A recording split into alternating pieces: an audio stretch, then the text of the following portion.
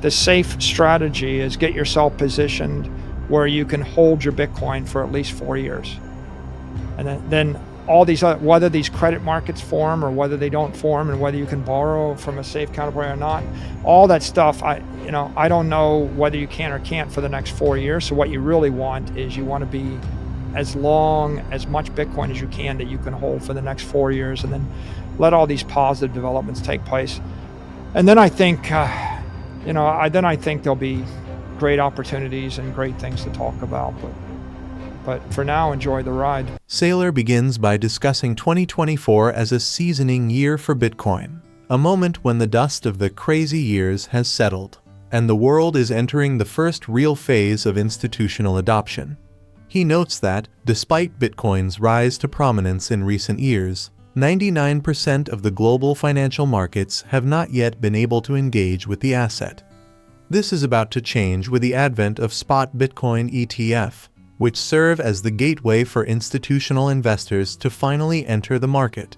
As Saylor states, we're only 6 months in since these ETF launched, and the Bitcoin market structure is already evolving rapidly. Bitcoin's good. Bitcoin's winning, Saylor declares, underscoring his faith in the asset's long-term potential. His advice to investors is clear: position yourself to hold Bitcoin for at least 4 years. Doing so will allow you to ride out market volatility and benefit from the positive structural changes taking place in the background. Please take a little time to like this video, subscribe to the channel, and turn on post notifications for more videos like this. You can also check out our other videos on cryptocurrencies and the overall digital asset space, and drop your comments and observations in the comments section below. Everything you do helps with the YouTube algorithm and immensely contributes to the channel's growth. Thanks and enjoy the video. I think 2024 is going to be a good seasoning year for Bitcoin. I think we lived through the crazy years, and I think that this is the year one of institutional adoption. Most of 99% of the money in the world hasn't been able to buy Bitcoin, hasn't considered buying it until the spot Bitcoin ETFs hit in January. So here we are, we're like 6 months after that. We're not even 1 year into the age of institutional adoption. And there's just a lot of stuff that's going to happen from this point. And, there's each one of those milestones is hardening and stabilizing the asset class. So I think that the challenge for people is everybody wants to look at something that's happened in the past and extrapolate forward. But I think we have to really look to first principles, because there's just this is a market that is where the structure is changing. Like every 3 months, the fundamental structure of the market is changing. And therefore, if you want to extrapolate from history, you need the structure to remain the same, over a longer period of time. Otherwise, it's like extrapolating 10 years of bicycle riding, and a new guy's got a motorcycle and enters the race. It's like, well, the motorcycle is structurally different than the bicycle, so all the bicycle data isn't very relevant anymore. And I feel like with the Bitcoin market, there was a structure in the market between 2016 and 2020, and there was a different structure that evolved. And, Lord knows, with the crypto crash and the meltdown of FTX and all these other companies, the structure really changed a lot in that time period. We're moving into a third structure. And when big banks get approved to custody Bitcoin, there'll be a fourth structure. Another structure. And I think you have to watch the structures very carefully. And then, then after we've lived with a certain structure for a period of time, then we'll start to be able to extrapolate based upon other, more basic mathematical principles. But right now, all the structural changes I see are good ones. They're very bullish ones. And whereas there's a lot of uncertainty in the future, a lot of uncertainty about what happens, there is one certainty, which is Bitcoin's good. Bitcoin's winning, right? So that's why I try to avoid forecasting either a win or a loss of these other things, because they're so complicated. But the safe strategy is get yourself positioned where you can hold your Bitcoin for at least 4 years. And then all these, whether these credit markets form or whether they don't form, and whether you can borrow from a safe counterparty or not, all that stuff, I don't know whether you can or can't for the next 4 years. So what you really want is you want to be as much Bitcoin as you can that you can hold for the next 4 years, and then let all these positive developments take place. And then I think, I think there'll be great opportunities and great things to talk about.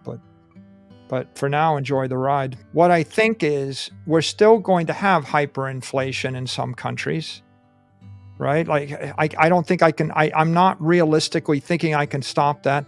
I think that there's going to be some. We've got this 7%, currency growth in the U.S. dollar over about 100 years. Will it get better? Will it get worse? Will it stay the same? My base case is it's about the same, right? It's not better. It's not worse. If it gets better, the optimistic case is Bitcoin backs the dollar, and Bitcoin introduces rationality in the political process in the Western world, and we decrease that. But that's above my pay grade. So what happens with the dollar and the Chinese monetary policy and Russian monetary policy and U.S. monetary policy and Euro monetary policy? Those are all things that other people have control over, and none of my actions are predicated upon the world dramatically changing in any of those ways. It may. If it does, maybe okay, but I really think that if you're looking for a categorical evil, the categorical evil is people can't buy Bitcoin. The failure of Bitcoin, the blocking you from owning Bitcoin, that's the evil.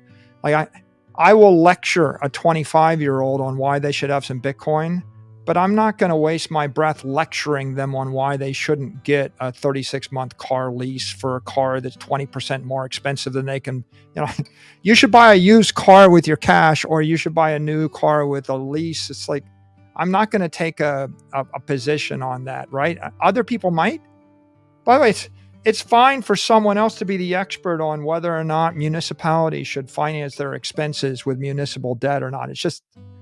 It's just a different life pursuit. And so my life pursuit is, advocate Bitcoin, and then how do we get Bitcoin spread throughout the world? And I think that everything else is complicated and it's suboptimal, and we could talk about 1,000 suboptimal things. And my answer would be, well, Bitcoin probably makes them less suboptimal. Every single thing you could point out, I could say cities are better if they have some Bitcoin.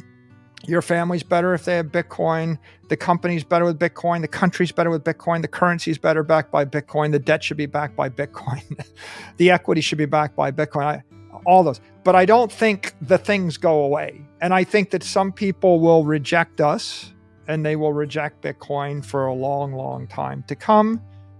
And so I think it's better if you don't predicate your life's work on one of those other things happening, because that's a heavy lift. Saylor acknowledges that while Bitcoin's growth will slow as its market cap expands, it will still outperform most traditional assets. He envisions a world where Bitcoin grows at a steady rate of 8 to 10% above the growth of the money supply, with more volatility than traditional markets, but also with higher returns. He also points out that the key to long-term success lies in managing risks like taxation and regulation, which can hinder innovation and productivity in the equity markets. Over 30 years, there's this dynamic going on where you've got a rational progression of Bitcoin. If Bitcoin is 0.1%, let's take my base case. It goes from 0.1% to 7% over 21 years. And, who knows what happens for the next 10 or 20 years? I don't know. But as that happens, as you introduce that rational digital capital, if digital capital is an alternative for every corporate capital allocator, and for a CFO, and if it's an alternative for an institutional investor, and if it's an alternative for a family or an individual, and if it's an alternative for a government, well, then, what you see is the difference in cost of capitals across those asset classes should, in theory, start to converge, right? Because there should be capital should flow from the place it's treated worst to the place it's treated best. So if the returns in Bitcoin right now are 45 to 50% ARR and they're only 12% in the S&P, then those two have to converge over time. That doesn't mean immediately, and it doesn't necessarily mean completely, but you've got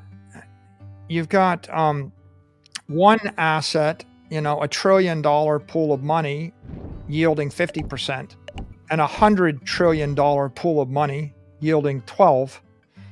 You could easily imagine when Bitcoin's 100 trillion and, whatever the equities are 200 trillion, then those numbers start to look like Bitcoin's at 22% and the equities are 10 or 12, and they're converging somehow on each other, because there's going to be the arbitrage opportunity, right? An intelligent CFO will think, maybe I'll trade the one for the other. But think about what happens if every CFO simply capitalizes their company on Bitcoin. If half of your enterprise value is Bitcoin and the other half is your operation, if Bitcoin goes up 25 or 30% a year, doesn't the half of your enterprise also go up by 30% a year? So you can see that if equities capitalize on Bitcoin, there'll be a convergence over time. And the law of large numbers says that Bitcoin's not going to grow 4x this other large pool. It's going to grow 3.5 and 3.2. And I don't think it becomes exactly the same, because Bitcoin is more efficient. My model, I've said before, is like, I feel like, if you look out in the indefinite horizon, if the money supply or currency in dollars expands at 7-8% a year, and if you start seeing the S&P index expanding at that amount or that amount plus, it'll either be that amount or that amount plus 2 or 3%. If that's what happens, then Bitcoin should be growing 8-10% faster than that, or 8% faster with more volatility. But you can imagine a world where Bitcoin is 20 vol, 20 ARR, and the S&P is 12 vol, 12 ARR, and the currency supply is 8% expanding. And of course, again, that's the bear case, or the bull case. The bear case for equity is that equities underperform the currency supply. And that comes down to tax policy. I mean, if you're looking at the primary levers, right? The case for equities outperforming the currency supply is innovation and productivity. If you're really, the invention of robots and AI, if you do that, then a company basically has, you could have like 100 employees in the company doing the work of 10 million people with just AIs and robots. So in that case, you've got a lot of equity value and not a lot of cost, right? So the bullish case is you invent new stuff. Now, what keeps you from outperforming the currency supply? Tax regulation, right? So taxation and regulation that drives up your cost one way or the other. And those are political decisions, right, that take place. So it seems like the world's been, the S&P's like, what is it, like plus 8-9% a year, and the currency's like plus 7 to 8. They're almost equal, but maybe S&P's up 1% more. Well, I think we can't expect Bitcoin to perform 50% ARR for the next 30 years. I mean, because then it would be everything and there's nothing left. So what you got to expect is that it's converging toward that, but not necessarily ever reaching it. Saylor's final point centers on the rational progression of Bitcoin adoption. He argues that as Bitcoin grows from its current market share of 0.1% to 7% over the next 2 decades, it will become a vital component of every major financial decision made by institutions, corporations, and governments. This shift, he believes, will drive significant convergence in the returns of various asset classes, ultimately leading to a more efficient and balanced global economy. Please like and subscribe my channel.